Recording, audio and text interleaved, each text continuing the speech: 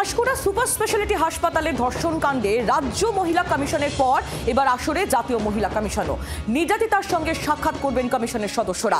কাল জেলা পুলিশ সুপারের সঙ্গে সাক্ষাৎ করবে কমিশন সাক্ষাৎ করেছে। এখনো পর্যন্ত ঠিক কি ব্যবস্থা নেওয়া হয়েছে তা জানতে চাই কমিশন। এবং যে ছবি আমরা এই মুহূর্তে দেখতে পাচ্ছি, এই ছবি দেখতে দেখতেই আমরা সরাসরি চলে যাব আমাদের প্রতিনিধি অয়ন শর্মা আমাদের সঙ্গে সরাসরি রয়েছেন। অয়ন, রাজ্য মহিলা কমিশনের পর এবার আসরে জাতীয় মহিলা কমিশনও, তারা কি পাঁশকুড়া পৌঁছে গিয়েছে?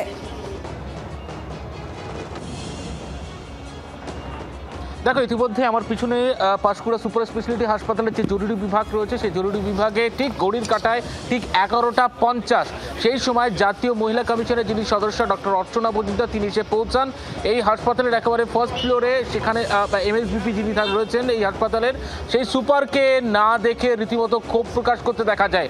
11টা 50 নাগাদ যখন তিনি লিফটের কাছে এসে দেখেন যে হাসপাতালের কোনো সুপার তিনি উপস্থিত নেই, কৌশিক ধল উপস্থিত নেই, তা নিয়ে ক্ষোভ প্রকাশ করতে দেখা যায় ডক্টর অর্চনা মজুমদারকে। তিনি বলেন যে কেন্দ্র থেকে একজন প্রতিনিধি আসবে, কেন অনুপস্থিত রয়েছে সুপার। তারপরেই মিটিং থেকে ছুটে আসেন তড়িঘড়ি হাসপাতালের সুপার ডক্টর কৌশিক ধল।